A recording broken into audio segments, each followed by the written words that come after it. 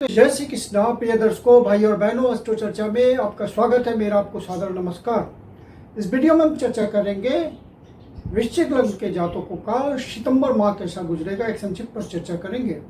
नए दर्शकों को कैसे पता चले कि आप वृश्चिक लग्न के व्यक्ति हैं, तो अपना बर्थ डिटेल्स किसी अच्छे स्टॉक सॉफ्टवेयर में डालें। जो लग्न कुंडली बनकर आती है, जिसको D1 चार्ट भी कहते हैं, उसके यदि प्रथम भाव में अंक 8 लिखा हुआ हो तो आप वृश्चिक लग्न के व्यक्ति हुए। यह आपकी कुंडली है, प्रथम भाव, इसमें 8 नंबर लिखा हुआ, अर्थात वृश्चिक लग्न की कुंडली को इंडिकेट करता है। 1 सितंबर को जो गोचरीय परिस्थितियां है वो आपकी कुंडली पे दिखाया हुआ है, और इस माह में जो महत्वपूर्ण गोचरीय परिवर्तन है उसको यहाँ डिस्प्ले किया हुआ है। हम प्रथम भाव से स्टार्ट करते हैं। प्रथम भाव आपके स्वास्थ्य का होता है, प्रथम भाव आपकी पर्सनालिटी का होता है, प्रथम भाव आपके सेल्फ कॉन्फिडेंस का होता है, ओवरऑल पर्सनालिटी यहीं से देखा जाता है इत्यादि। तो लग्न आप खुद होते हैं और लग्न का संबंध आपसे ही होता है, और लग्नेश जो होते हैं अर्थात लग्न के स्वामी ग्रह वो आपको रिप्रेजेंट करते हैं। तो प्रथम भाव के स्वामी मंगल देवता बनते हैं वृश्चिक राशि के, और ये 11वें भाव पे गोचर कर रहे हैं, और यहाँ पे 13 तारीख तक गोचर कर रहे हैं, 13 तारीख से पहले। तो ये बहुत अच्छी स्थिति है, क्योंकि लग्न का संबंध 11वें भाव से बन रहा है, इच्छा पूर्ति के भाव से बन रहा है। जो भी आप काम करते हैं उससे अच्छे आय की प्राप्ति का भाव है ये, और रेगुलर इनकम इसी से पता चलता है। तो ये स्थिति बहुत अच्छी है, और आपको अपने कर्म क्षेत्र में कुछ अवसर भी प्राप्त हो सकते हैं, जिससे अच्छे आय की प्राप्ति हो जाएगी, क्योंकि मंगल देवता 11वें भाव पे गोचर करते हुए, जो कि आपके लग्नेश हैं, आपको धन कमाने में बहुत मदद करेंगे। और 13 तारीख से फिर 12वें भाव पे गोचर करेंगे। तो 12वें भाव पे जब आएंगे मंगल देवता, तो आपका कुछ खर्च भी कराएंगे, क्योंकि 12वां भाव खर्चों का होता है। और चूंकि आपके लग्नेश हैं ये मंगल देवता, तो जब भी लग्नेश 12वें भाव पे गोचर करते हैं, तो आपको ध्यान देना होता है कि आप जो भी डिसीजंस लेते हैं वो डिसीजन बहुत सोच समझ के होना चाहिए, अर्थात गलती होने की अन्यथा गलती होने की ज़्यादा संभावना होती है। तो इसलिए सोच समझ के सारा डिसीजन लें। बाहर से संबंध बनाने के लिए ये बहुत अच्छा गोचर हो जाएगा। यदि आप एक्सपोर्ट इंपोर्ट के धंधे में हैं, या बाहर आपकी कंपनी चलती है, या बाहर से किसी तरह का संबंध चलता है, तो फिर ये गोचर आपके लिए अच्छा हो जाएगा। मंगल देवता आपको इस मामले में हेल्प करेंगे। आपके काम धंधे पे खर्च होगा, इन्वेस्टमेंट होगा, और उस इन्वेस्टमेंट का आपको रिजल्ट बाद में मिलेगा, और इस बात से आपको फायदा होगा। यदि आप काम धंधे के सिलसिले में बाहर जाना चाहते हैं, या काम करने के लिए बाहर प्रयास कर रहे हैं, तो इसमें मंगल देवता जो कि आपके लग्नेश है सपोर्ट करेंगे। फिर दूसरे भाव की बात करते हैं। यह आपके बैंक बैलेंस का होता है, संचित धन का होता है, कुटुंबजनों का होता है, वाणी का होता है, फूड हैबिट्स का होता है इत्यादि। इसके स्वामी अष्टम भाव पे गोचर कर रहे हैं, तो आप अपने फूड हैबिट्स का ध्यान रखिएगा। किसी तरह का ऑयली भोजन या ज़्यादा स्पाइसी भोजन वगैरह से परहेज रखिएगा। और यदि फूड हैबिट्स में दिक्कत हुई तो स्वास्थ्य संबंधी परेशानी आ सकती है। बृहस्पति देवता 8वें भाव पे गोचर करते हुए लंबे समय से दूसरे भाव को देख रहे हैं, और जो कि उनका अपना ही भाव है। तो गुरुदेव की यहाँ पे डिजायर है दूसरे भाव पे, जो कि उनकी ब्लेसिंग के फॉर्म में आ रही है। तो आपको यहाँ पे धन संचय करने में मदद मिलती रहेगी, और आपके काम धंधे में वृद्धि होगी, जिससे धन संचय आप कर पाएंगे। वाणी आपकी संयमित रहेगी, क्योंकि गुरुदेव की दृष्टि है यहाँ। कुटुंबजनों के साथ आप अच्छा व्यवहार करेंगे, वाणी पुरुषपूर्ण रहेगी, उसमें संयम होगा, और लोग जो कुटुंबजन हैं वो आपकी बातों पे विश्वास भी करेंगे, आपकी सलाह मानेंगे। तो बृहस्पति देवता का गोचर आपके लिए अच्छा है। स्वास्थ्य संबंधी बात का ध्यान रखना है आपको। और तीसरे भाव की बात करें तो तीसरे भाव के स्वामी होते हैं शनि देवता, जो कि पंचम भाव पे गोचर कर रहे, तो एक अच्छी स्थिति है। तो भी लोग तीसरे भाव के विषयों से संबंधित काम धंधे से हैं, प्रोफेशन से हैं, जैसे मीडिया से जुड़े हुए हैं, प्रिंटिंग मीडिया से, इलेक्ट्रॉनिक मीडिया से, सोशल मीडिया से, तो उन सब के लिए बढ़िया अवसर की प्राप्ति होगी, क्योंकि पूर्ण पुण्यार्थ के भाव में शनि देवता गोचर कर रहे हैं। और इस भाव के स्वामी शनिदेव अष्टम भाव पे गोचर कर रहे हैं, तो अचानक से आपको किसी तरह का अवसर दे सकते हैं। तो आप अपने प्रयासों में लगे रहिए, आपको नए अवसरों की प्राप्ति हो सकती है। यदि आप सेल्स एंड मार्केटिंग से जुड़े हुए हैं या आपके प्रोफेशन में छोटी यात्रा इन्वॉल्व होती है, बड़ी यात्रा इन्वॉल्व होती है, या किसी प्रकार का कम्युनिकेशन इन्वॉल्व होता है, यदि आप मोबाइल के थ्रू काम करते हैं, सारी बातें आपकी बिजनेस की, काम धंधे की मोबाइल पे ही होती है, तो उन सब बातों में आपको फायदा मिलेगा। और तीसरा भाव आपके कोबॉन्ड्स का होता है, तो कोबॉन्ड्स से भी आपको विशेष मेल मिलाप होगा, क्योंकि पंचम भाव से इस भाव के स्वामी का संबंध बन रहा है। और फिर चतुर्थ भाव पे राहु देवता गोचर कर रहे हैं, शुभ भाव पे, तो राहु देवता अकेले हैं यहाँ पे, और बृहस्पति देवता की 9वीं दृष्टि है यहाँ से 7, 8, 9, तो राहु देवता का रिजल्ट आपको अच्छा मिलेगा। राहु देवता अकेले गोचर कर रहे हैं, बृहस्पति देवता की दृष्टि है, तो राहु देवता यहाँ पे परेशानी आपको नहीं देंगे। लेकिन राहु देवता जब यहाँ पे गोचर करते हैं, तो यदि आप काम धंधे के लिए प्रयास कर रहे हैं, तो कोशिश करें कि होम टाउन के बाहर आपको काम मिले, तो वो ज़्यादा बढ़िया काम आपको मिलेगा। यदि आप प्रयास कर रहे हैं नौकरी के लिए, तो अपने होम टाउन से दूर विदेशों में या सुदूर प्रदेशों में काम धंधा ढूंढे। यदि आप इस तरह का काम ढूंढ रहे हैं या तैयारी कर रहे हैं किसी तरह के एग्जाम की जिससे नौकरी प्राप्ति होती है, तो उस तरह की नौकरी ढूंढे जो दूर प्रदेशों की हो, तो आपको सफलता मिलेगी। राहु देवता आपको इस तरह का फल देंगे, बाहर जाने में भी मदद करेंगे। राहु देवता अपनी राशि में गोचर कर रहे हैं। एक्वेरियस राशि राहु देवता की राशि होती है, और दूसरे स्वामी इसके इस राशि के शनि देवता होते हैं। केतु देवता सिमल्टेनियसली 10वें भाव पे गोचर कर रहे हैं। केतु देवता सिमल्टेनियसली 10वें भाव पे गोचर कर रहे हैं, तो केतु देवता जिस भाव पे गोचर करते हैं, उस भाव से थोड़ा डिटैचमेंट होता है। वो कोशिश करते हैं डिटैच करने की, क्योंकि वो स्पिरिचुअल टाइप के प्लैनेट हैं। तो आप अपने कर्म क्षेत्र में बिल्कुल डिवोशन बनाए रखें, कर्म क्षेत्र से डिटैच ना हो, और जॉब नहीं छोड़ें जब तक आपको कोई दूसरा अच्छा प्लेसमेंट नहीं मिल जाता है रिटर्न में, तब तक आप जॉब चेंज नहीं कर रहे। पंचम भाव पे शनि देवता गोचर कर रहे हैं। पंचम भाव पे शनि देवता गोचर कर रहे हैं। यह गोचर जो व्यक्ति शेयर मार्केट के धंधे में हैं या बेट लगाते हैं, उन सबके लिए उतना अच्छा नहीं है। तो सोच समझ के डिसीजन ले, लेकिन लॉन्ग टर्म इन्वेस्टमेंट करेंगे तो आपको अच्छा रिटर्न मिलेगा। जो किसी कला के क्षेत्र से जुड़े हुए हैं, सिंगिंग से जुड़े हुए हैं, डांसिंग से जुड़े हुए हैं, पेंटिंग से जुड़े हुए हैं, आर्टिजनशिप से जुड़े हुए हैं, थिएटरशिप से जुड़े हुए हैं, फिल्म इंडस्ट्री से जुड़े हुए हैं, टीवी इंडस्ट्री से जुड़े हुए हैं, स्पोर्ट्स इंडस्ट्री से जुड़े हुए हैं, मॉडलिंग से जुड़े हुए हैं इत्यादि, तो उनको नए अवसरों की प्राप्ति होगी और अच्छे धन कमाने में वो सफल हो पाएंगे। अब 5वां भाव जहाँ की शनि देवता गोचर कर रहे हैं, वो लव अफेयर का भी होता है।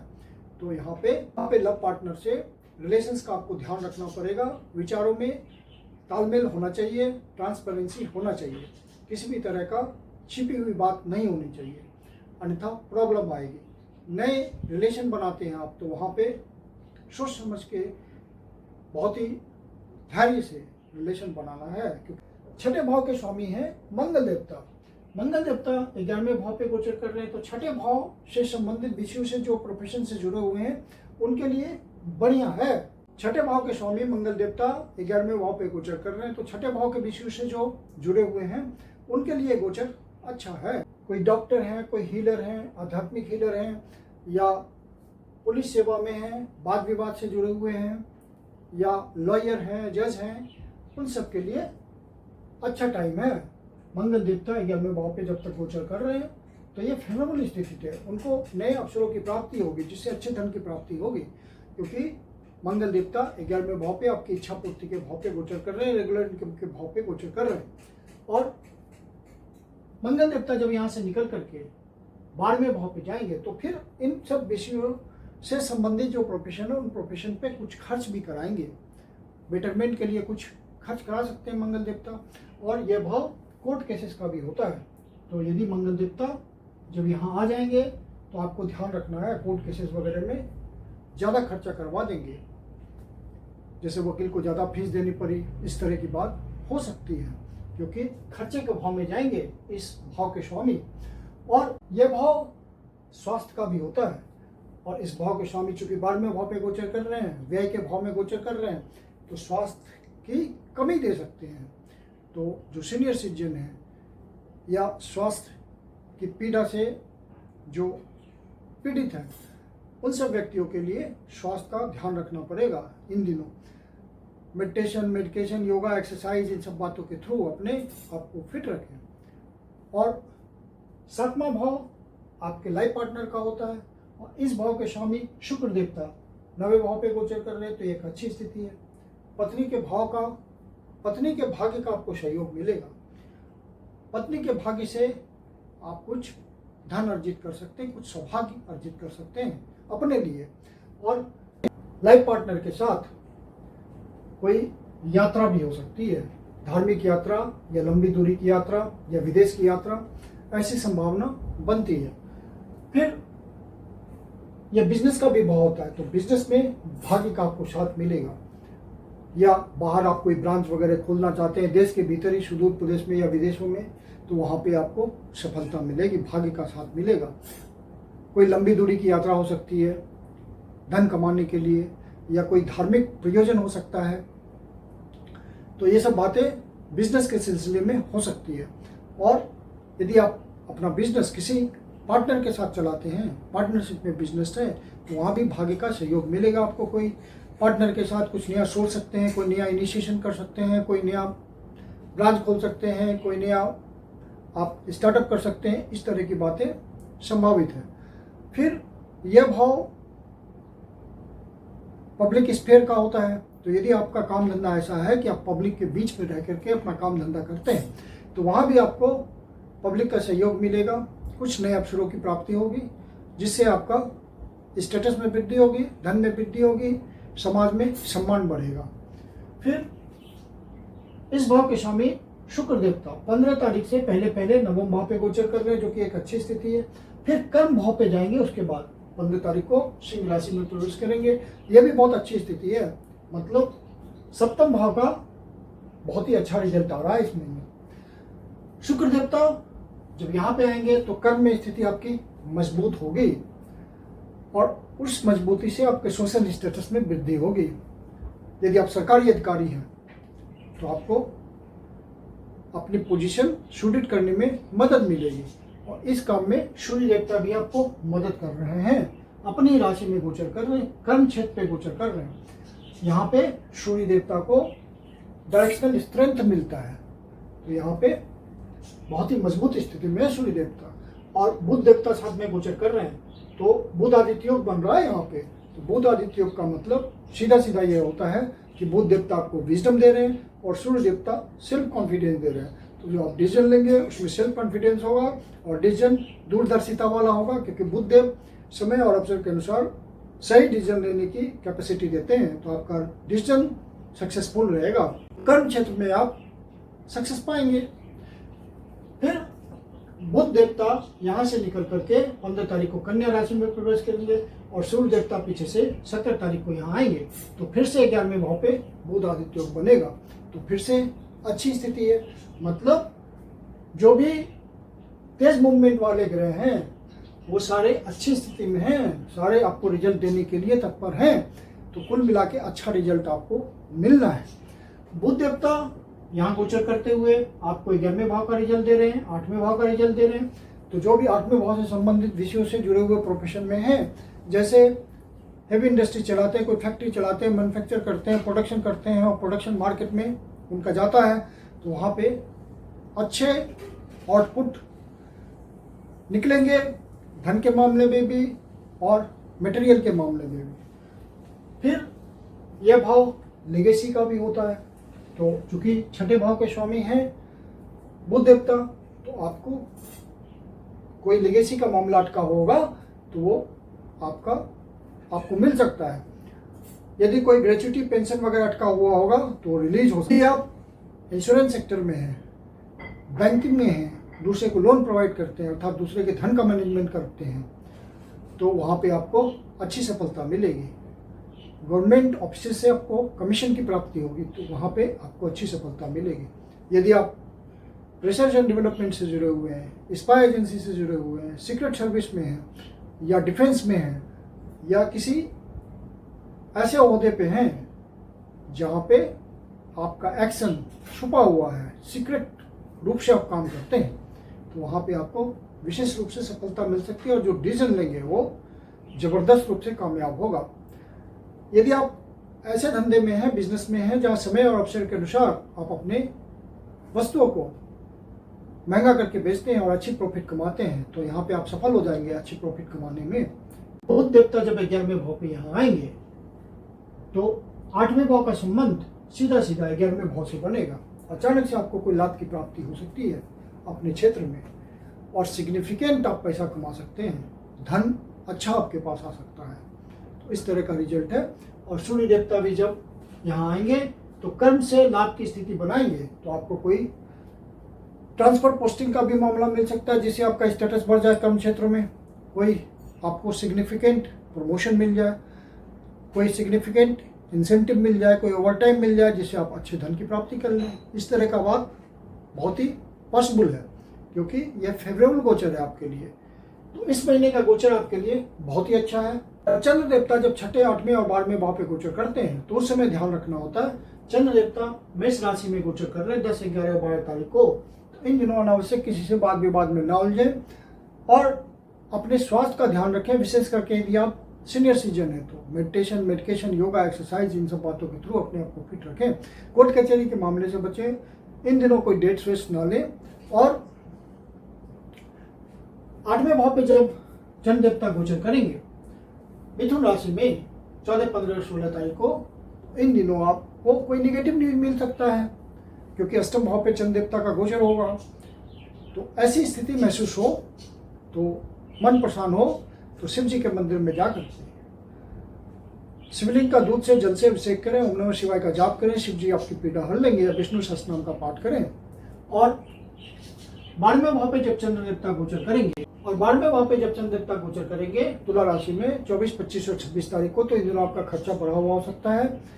कोई देश की यात्रा हो सकती है, देश के भीतर ही सुदूर प्रदेशों की यात्रा भी हो सकती है जिससे आपका बजट असंतुलित हो सकता है। इस बात का ध्यान रखें। मैं कुंदन से आप लोग का हार्दिक स्वागत करता हूं। यदि आप गोचर सीखना चाहते हैं तो ये अच्छा प्लेटफॉर्म है आपके लिए। और जो गोचर आपके परिचित जन जो गोचर सीखना चाहते हैं उनको आप मोटिवेट करें इस चैनल को लाइक, सब्सक्राइब और शेयर करने के लिए। और यह जो गोचर विश्लेषण है यह लग्न कुंडली के आधार पर, चंद्र कुंडली के आधार पर नहीं। लग्न कुंडली से जब आप विश्लेषण करते हैं तो भाव का रिजल्ट आता है। यदि आपके जीवन की कोई समस्या है, पर्सनल कंसल्टेशन लेना चाहते हैं ज्योतिष के माध्यम से, तो आप पर्सनल कंसल्टेशन के लिए बुकिंग कर सकते हैं। बुकिंग के लिए व्हाट्सएप नंबर है 9212224956। आप इस पे बुकिंग कर सकते हैं। मेरी अपनी कंसल्टेशन शुल्क होती है। धन्यवाद।